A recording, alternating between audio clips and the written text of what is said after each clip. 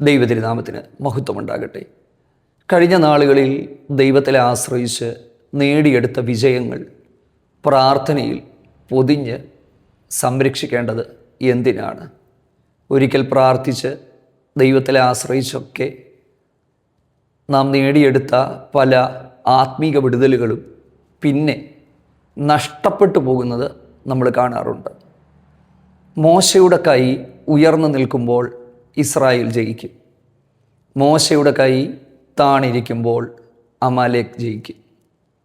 പിന്നീട് അഹരോനും ഹൂരും കല്ലിന്മേലിരുന്ന് ആ കൈ താഴാതെ, ആ കൈക്ക് പ്രയാസമുണ്ടാകാതെ സന്ധ്യാസമയം വരെ, സൂര്യാസ്തമനത്തിൻ്റെ സമയം വരെ ആ കൈകൾ ഉയർത്തിപ്പിടിച്ചപ്പോൾ അതിനുശേഷം ദൈവം ഇസ്രായേലിന് ഒരു വലിയ വിജയം നൽകിക്കൊടുത്തു.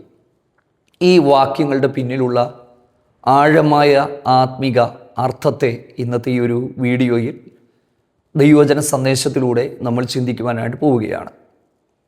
ഞാനിങ്ങനെ ഒരു മെസ്സേജ് നിങ്ങളുടെ അരികിലേക്ക് എത്തിക്കുന്നതിൻ്റെ കാരണം ഗൗരവമായ ചില ആത്മിക പാഠങ്ങളെ നമ്മൾ മനസ്സിലാക്കണം. കുറച്ച് ദിവസങ്ങൾക്ക് മുമ്പ് ഒരാൾ എന്നെ വിളിച്ചിട്ട് എന്നോട് പറഞ്ഞു, ദൈവദാസനെ, ഞാൻ മനസ്സിലാക്കിയ ഒരു ആത്മിക സത്യമുണ്ട്, അതിനെനിക്ക് വചനത്തിൽ നിന്നൊരു തെളിവ് തരണം. ഞാൻ പറഞ്ഞോളാൻ പറഞ്ഞു. അപ്പോൾ എന്നോട് പറഞ്ഞു, പ്രാർത്ഥിച്ച് ദൈവത്തിൽ ആശ്രയിച്ചപ്പോൾ മറുപടി കിട്ടാതിരുന്ന എൻ്റെ ഒരു വിഷയത്തിന് ദൈവം എനിക്ക് മറുപടി തന്നു. പക്ഷെ കുറച്ച് ദിവസം കഴിഞ്ഞപ്പോൾ ഞാൻ ഏത് വിഷയത്തിൽ വിടുവിക്കപ്പെട്ടോ ആ വിഷയത്തിൻ്റെ വിടുതൽ നഷ്ടപ്പെടുന്ന ഒരവസ്ഥയിലേക്ക് കാര്യങ്ങളെത്തി. എനിക്ക് ആദ്യം അവിശ്വാസം വന്നു. ദൈവം എന്തിനാണ് ഇങ്ങനെ ചെയ്തത്, ദൈവത്തിന് ശക്തിയില്ല എന്നൊക്കെ ചിന്തിച്ചു. പക്ഷേ ഞാൻ നിരാശപ്പെടാതെ വീണ്ടും പ്രാർത്ഥിക്കാനും ദൈവത്തിൽ ആശ്രയിക്കുവാനും തുടങ്ങിയപ്പോൾ ആ നഷ്ടപ്പെട്ടു പോയ വിടുതൽ എനിക്ക് മടക്കി കിട്ടി. ഇതെന്താണ് ഇങ്ങനെ സംഭവിക്കുന്നത്? എനിക്ക് വചനത്തിൽ നിന്ന് ഒരു തെളിവ് തരണം. ഞാൻ സത്യത്തിൽ ഇങ്ങനെയൊരു കാര്യത്തെക്കുറിച്ച് ഗൗരവമായിട്ട് ചിന്തിച്ചിട്ടില്ലായിരുന്നു. പക്ഷെ ഞാൻ പറഞ്ഞു, എനിക്ക് ഒന്ന് സാവകാശം തരണം. കാരണം എനിക്കും എൻ്റെ ജീവിതത്തിലും ഇതിനു മുമ്പ് സമാനമായി ഒത്തിരി അനുഭവങ്ങൾ ഉണ്ടായിട്ടുണ്ട്.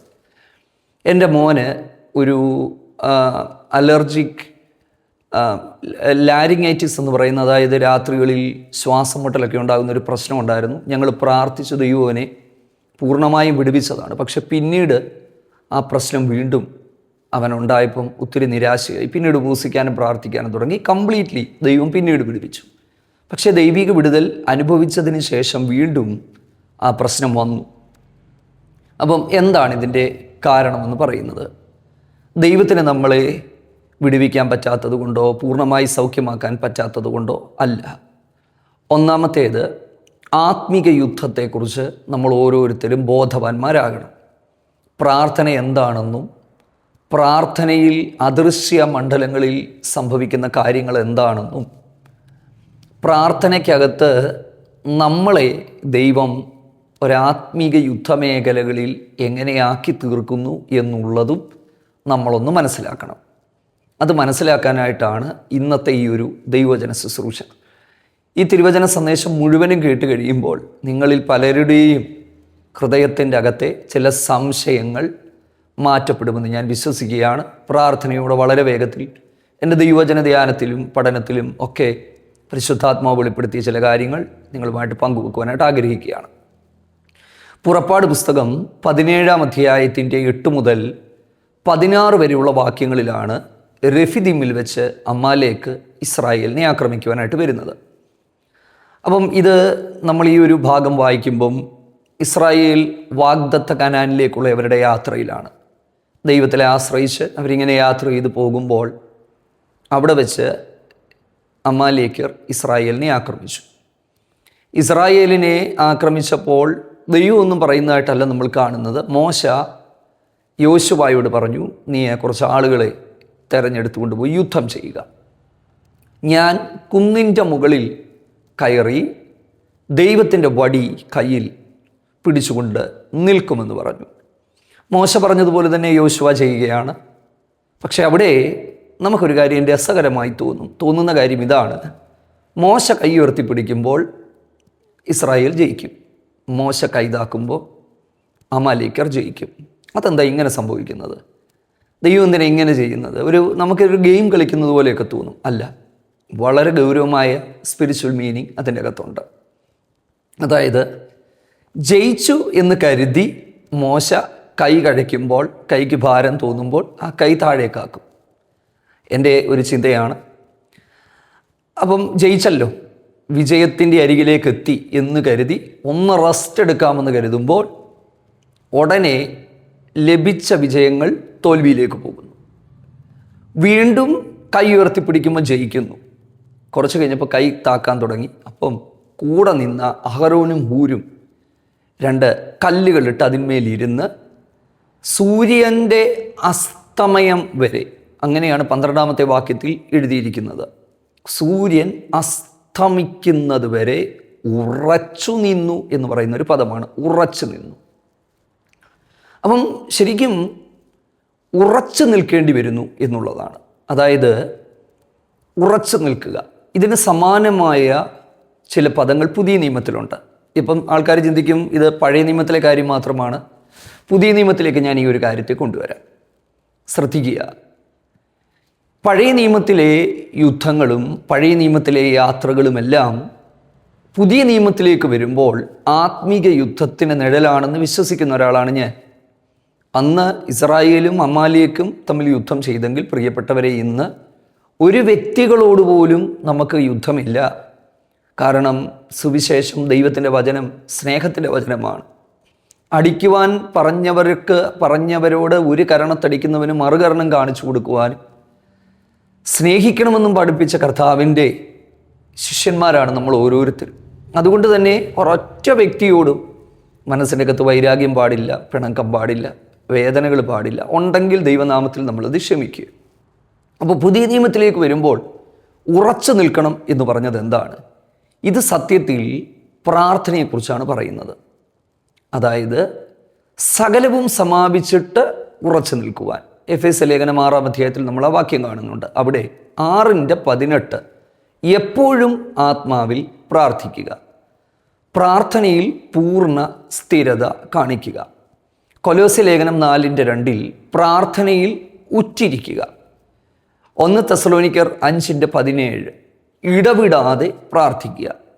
ഞാൻ ഈ വാക്യങ്ങളെല്ലാം ഓരോന്നായി നിങ്ങളുടെ അരികിലേക്ക് എത്തിക്കുവാനുള്ള കാരണം വചനത്തിൽ നിന്ന് തെളിവ് നൽകാനായിട്ടാണ്. മനസ്സിലാക്കുക. ഇനി നമ്മൾ ആ ഒരു ഭാഗത്തിലേക്ക് നമ്മൾ വരുമ്പോൾ ഉറച്ചു നിന്നപ്പോൾ അവർക്ക് ദൈവം ജയം കൊടുത്തു. അപ്പം ഇതിൻ്റെ അകത്ത് 3 പേര് ഉറച്ചു നിൽക്കേണ്ടതായിട്ട് വന്നു.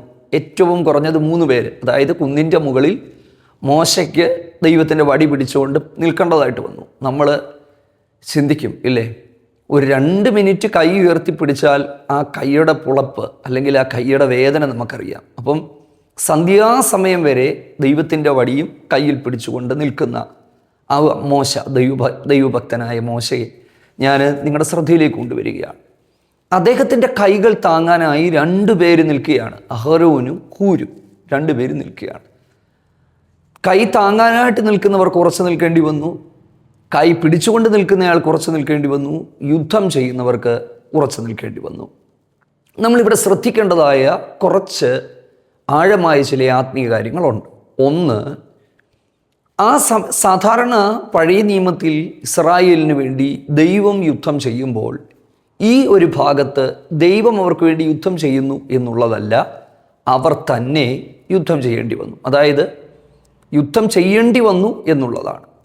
ചിലർ സംഹരിക്കപ്പെട്ടു എന്നുള്ളതും വാസ്തവമാണ്. അവിടെ അത് വ്യക്തമായി എഴുതിയിട്ടില്ലെങ്കിലും ആവർത്തന പുസ്തകം 25-ാം അധ്യായത്തിൻ്റെ 17 മുതൽ 17-18 വാക്യങ്ങൾ നമ്മൾ വായിക്കുമ്പോൾ ഇതിൻ്റെ ഈ ഒരു രഫിദീമിൽ വെച്ച് സംഭവിച്ച സംഭവത്തിൻ്റെ മറ്റൊരു ഭാഗം നമുക്കവിടെ കാണാനായിട്ട് പറ്റും.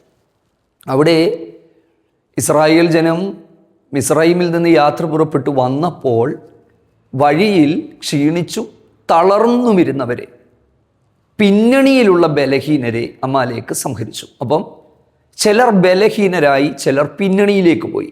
അവരാണ് മുറിവേറ്റത്, അവരാണ് വാളിൻ്റെ വായ്ത്തലയ്ക്ക് വീണുപോയത്.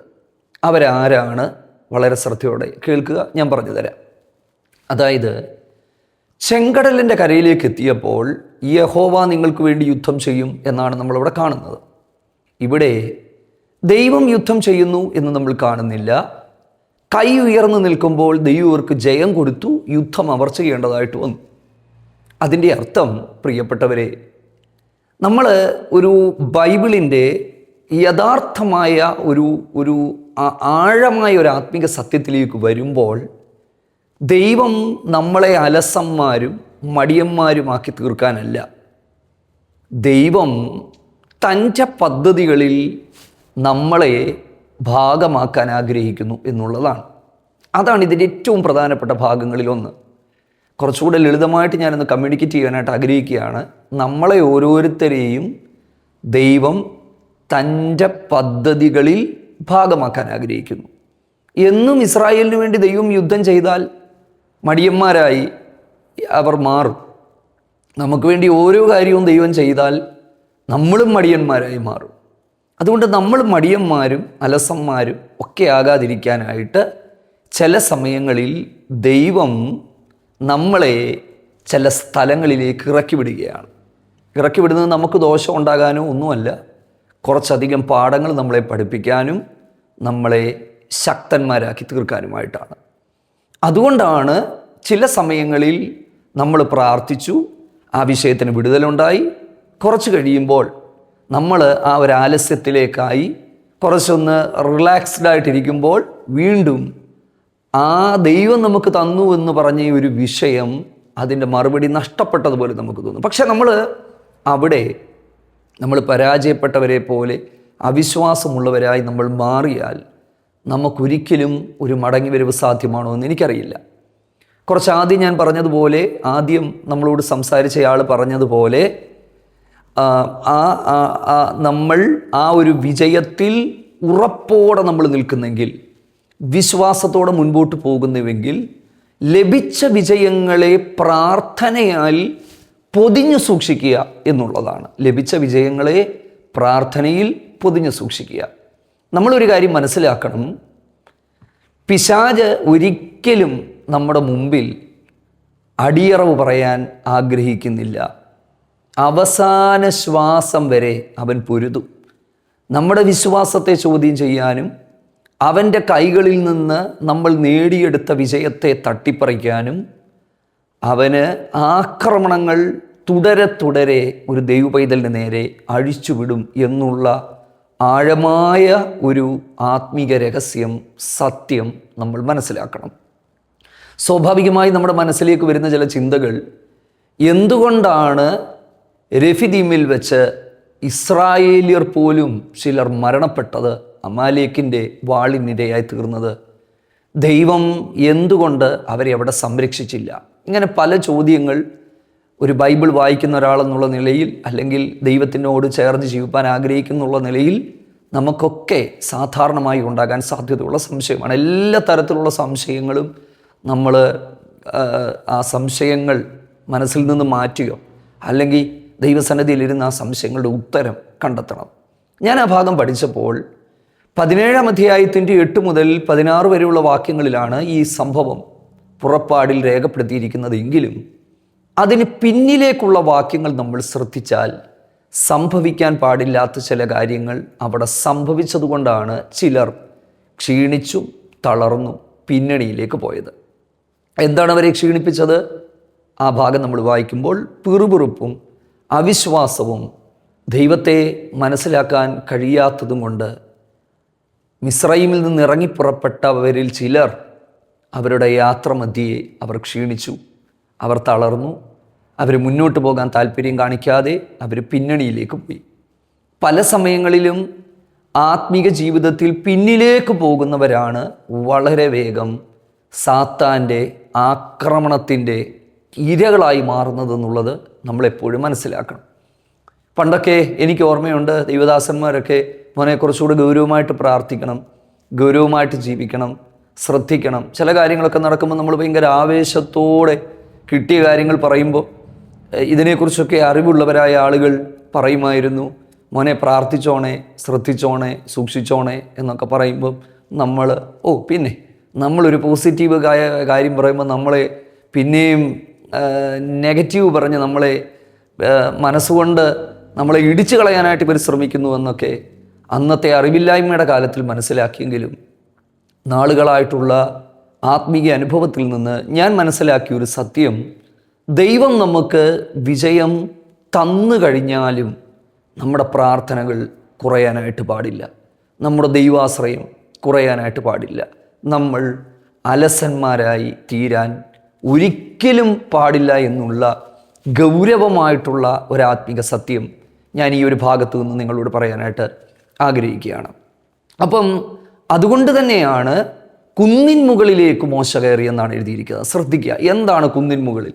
അതിൻ്റെ അർത്ഥം നാളെ ഏതെങ്കിലും ഒരു മലയുടെ മണ്ടയിൽ പോയി നമ്മൾ വടി പിടിച്ചുകൊണ്ട് നിൽക്കുക എന്നുള്ളതല്ല. അതായത് നമ്മൾ ഉന്നതമായ ഒരാത്മീയ ഉയരത്തിലേക്ക് നമ്മൾ ഈ നാളുകളിൽ കയറാനായിട്ട് തയ്യാറാകുക എന്നുള്ളതാണ്. മോശ വടി പിടിച്ചുകൊണ്ട് നിന്നെങ്കിൽ പ്രിയപ്പെട്ടവരെ, ദൈവം നമുക്ക് തന്ന ആത്മീയ അധികാരങ്ങളിൽ മുറുകെ പിടിച്ചുകൊണ്ട് ദൈവം നമുക്ക് തരുന്ന വാഗ്ദത്തങ്ങളെ കൈവശമാക്കുക എന്നുള്ള ഒരു വലിയ ദൗത്യം നമ്മളെ ഓരോരുത്തരെയും ദൈവം ഏൽപ്പിച്ചിരിക്കുകയാണ്. ഓരോ കാലഘട്ടങ്ങളിലും വിശുദ്ധ ബൈബിളിനെ കുറിച്ച് നമ്മൾ മനസ്സിലാക്കുമ്പോൾ ദൈവത്താൽ തിരഞ്ഞെടുക്കപ്പെട്ടവരും അഭിഷേകം ചെയ്യപ്പെട്ടവരും ദൈവത്തിൻ്റെ പ്രതിനിധികളായി ദൈവം നിർത്തിക്കൊണ്ട് തന്നെയാണ് ദൈവം ഈ കാര്യം ചെയ്തത്. ഈ ഒരു കാലഘട്ടങ്ങളിലും ഒരുപാട് പേര് വഴിപഴച്ചു പോയിട്ടുണ്ടെങ്കിലും ദൈവത്താൽ തിരഞ്ഞെടുക്കപ്പെട്ടവർ നിമിത്തമായി തന്നെ നമ്മളൊന്ന് നോക്കിക്കേ, ദൈവനാമം ദുഷിക്കപ്പെടുന്ന അവരുടെ വാക്കുകളും പ്രവൃത്തികളും ഒക്കെ സംഭവിക്കുന്നുണ്ട്. അതിൻ്റെ കണക്ക് അവർ ദൈവസന്നിധി കൊടുത്തോളും, നമ്മളാരും കൊടുക്കണ്ട, ഇല്ലേ? പക്ഷേ നാം ഓരോരുത്തരും ദൈവത്തിൻ്റെ പ്രതിനിധികളായി ദൈവം നമ്മളെ കണ്ടിരിക്കുന്നു. ഏറ്റവും കുറഞ്ഞത് ഒരു കുടുംബത്തിൽ ഒരമ്മ എന്നുള്ള നിലയിൽ, ഒരപ്പൻ എന്നുള്ള നിലയിൽ, അല്ലെങ്കിൽ ഒരു ദൈവദാസൻ എന്നുള്ള നിലയിൽ ദൈവം എന്നെ ഒരു വലിയ ദൗത്യമേൽപ്പിച്ചിരിക്കുന്നുവെന്ന് നമ്മളെപ്പോൾ തിരിച്ചറിഞ്ഞ് ആ ദൗത്യത്തിലേക്ക് നമ്മൾ എത്തുമ്പോൾ ഭയങ്കരമായ ദൈവത്തിൻ്റെ പ്രവർത്തികൾ നമ്മളിലേക്ക് വെളിപ്പെടുവാനായിട്ടിടയായിത്തീരും. കുന്നിൻ്റെ മുകളിലേക്ക് എല്ലാം ദൈവം നമുക്ക് വേണ്ടി ചെയ്ത് തീർക്കും എന്നുള്ളത് മാത്രമല്ല, ദൈവത്തിൻ്റെ പ്രതിനിധികളായി നിന്നുകൊണ്ട് ഏൽപ്പിച്ച കാര്യങ്ങളെ വിശ്വസ്തയോടെ നമ്മൾ ചെയ്യുക എന്നുള്ളതാണ്. സൂര്യാസ്തമനം വരെ മണിക്കൂറുകൾ അവർക്ക് കഷ്ടപ്പെടേണ്ടതായിട്ട് വന്നു എന്നുള്ളതല്ലേ നമ്മളിവിടെ കാണുന്നത്.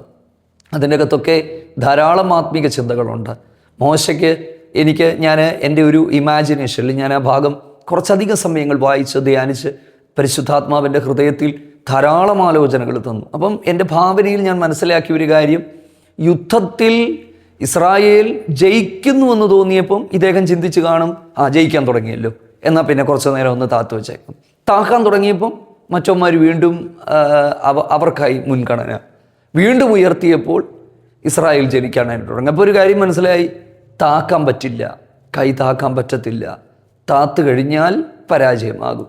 ചില സമയങ്ങളിൽ അങ്ങനല്ലേ, ആയുധങ്ങൾ ധരിച്ചുകൊണ്ട് ഉറങ്ങാതെ ആയുധങ്ങൾ ധരിച്ചുകൊണ്ട് നെഹമ്യാവിനെ പോലെയുള്ളവരുടെ കാലഘട്ടങ്ങളിൽ മതിലിൻ്റെ പണിയും ഒക്കെ നടന്നെന്ന് ദൈവത്തിൻ്റെ വചനത്തിൽ എഴുതിയിരിക്കുമ്പോൾ ഞാൻ ആദ്യം പറഞ്ഞ വാക്യങ്ങൾ വീണ്ടും ഓർക്കുക, ഉറ്റിരിക്കുക, സ്ഥിരതയോടെ പ്രാർത്ഥിക്കുക, ഇടപെടാതെ പ്രാർത്ഥിക്കുക, ആത്മാവിൽ പ്രാർത്ഥിക്കുക എന്നൊക്കെയുള്ള ആ വാക്കുകൾ, ആ വിശേഷണ പദങ്ങൾ, ആ പദത്തിൻ്റെ അർത്ഥം മനസ്സിലാക്കി പ്രാർത്ഥനയിൽ ശക്തിയോടെ മുൻപോട്ട് പോകുന്നവർക്ക് വലിയ ദൈവിക വിടുതലുകളെ അവരുടെ ജീവിതത്തിൽ നേടിയെടുക്കാനായിട്ട് പറ്റും.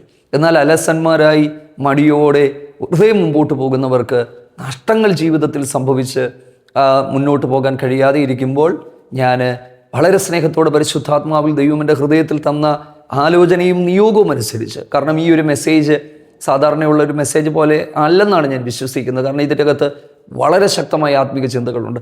കാരണം ഞാൻ പറഞ്ഞല്ലോ, മോശ താഴുന്നു, വീണ്ടും ഉയർത്തുന്നു, അപ്പം ജയിക്കുന്നു. അപ്പോൾ അദ്ദേഹത്തിന് ഒരു കാര്യം മനസ്സിലായി, ഇതിപ്പോൾ താക്കാൻ പറ്റാത്ത അവസ്ഥയായി.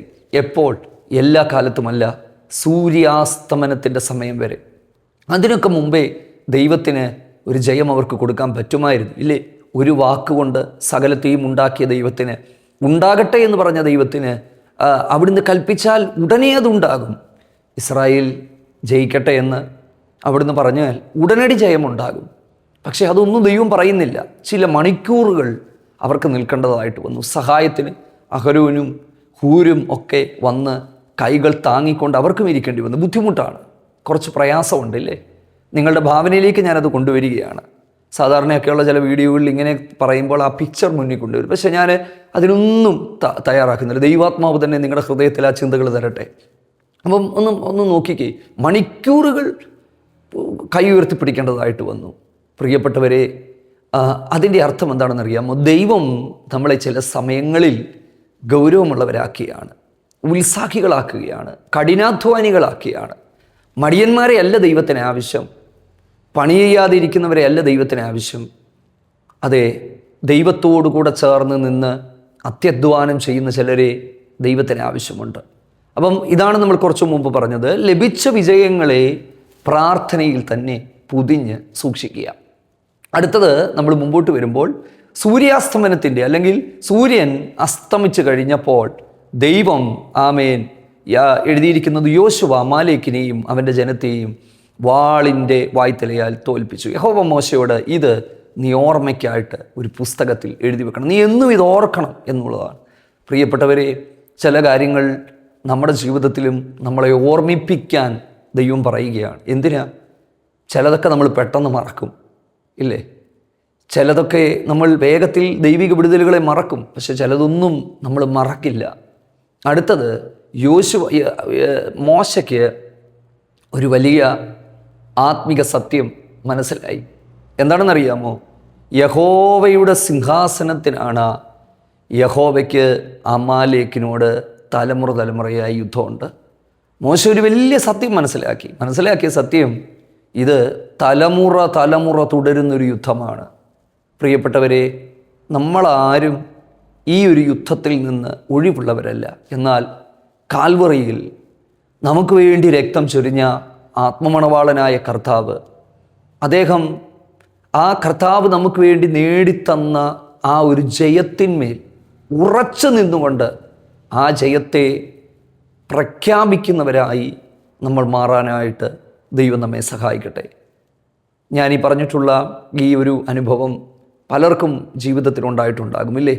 പ്രാർത്ഥിച്ച വിടുതലുകൾ പലതും നഷ്ടപ്പെട്ടു പോയതായിട്ട് തോന്നിയിട്ടുണ്ടെങ്കിൽ വളരെ ഗൗരവത്തോടെ ഞാൻ വീണ്ടും പറയുന്നു, ലഭിച്ച വിജയങ്ങളെ പ്രാർത്ഥനയിൽ പൊതിഞ്ഞ് സൂക്ഷിക്കുക.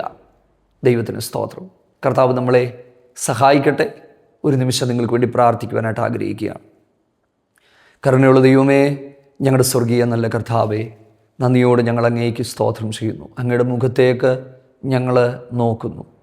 ഈ തിരുവചന സന്ദേശം കേട്ടുകൊണ്ടിരിക്കുന്ന ലോകത്തിൻ്റെ വിവിധ രാജ്യങ്ങളിൽ വ്യത്യസ്ത ടൈം സോണുകളിലായിരിക്കുന്ന ഞങ്ങളുടെ പ്രിയപ്പെട്ടവർക്ക് വേണ്ടി എല്ലാം ഞങ്ങൾ പ്രാർത്ഥിക്കുന്നു. ഞങ്ങൾ എത്രത്തോളം ഗൗരവമാകണമെന്നുള്ള ആത്മിക പാഠങ്ങൾ ഈ വചനത്തിലൂടെ ഞങ്ങൾക്ക് നൽകി തന്നല്ലോ കർത്താവേ. ഇങ്ങനെയുള്ള പാഠങ്ങളൊക്കെ തിരിച്ചറിഞ്ഞ് ദൈവമേ, ഞങ്ങൾ അലസരാകാതെ ഉദാസീനതയോടെ മുൻപോട്ട് പോകാതെ കർത്താവേ, തീവ്രതയോടെ ദൈവത്തിലെ ആശ്രയിച്ചു പോകുവാൻ ഞങ്ങൾക്കൊക്കെ കൃപ നൽകണമേ. ഞങ്ങൾ ആ ദൈവരാജ്യത്തിൻ്റെ ആ വ്യവസ്ഥകളെക്കുറിച്ച് ബോധ്യമുള്ളവരാക്കി ദൈവം ഞങ്ങളെ തീർക്കണമേ കർത്താവേ. തെറ്റിദ്ധാരണകളെല്ലാം നീക്കിക്കളയണമേ കർത്താവേ. അവിടുന്ന് സകലതും ഞങ്ങൾക്ക് വേണ്ടി ചെയ്തു തരുന്ന ദൈവമായിരിക്കാൻ നന്ദി പറയുന്നു. ഞങ്ങളുടെ മക്കളെ അനുഗ്രഹിച്ച് പ്രാർത്ഥിക്കുന്നു. പ്രാർത്ഥന കേട്ടതുകൊണ്ട് ഞങ്ങൾ അങ്ങേക്ക് നന്ദി പറയുന്നു പിതാവേ. യേശു ക്രിസ്തുവിൻ്റെ നാമത്തിൽ അപേക്ഷിക്കുന്നു, കേൾക്കുമാറാകണമേ. ആമേൻ. God bless you. ദൈവം നമ്മെ എല്ലാവരെയും സഹായിക്കട്ടെ.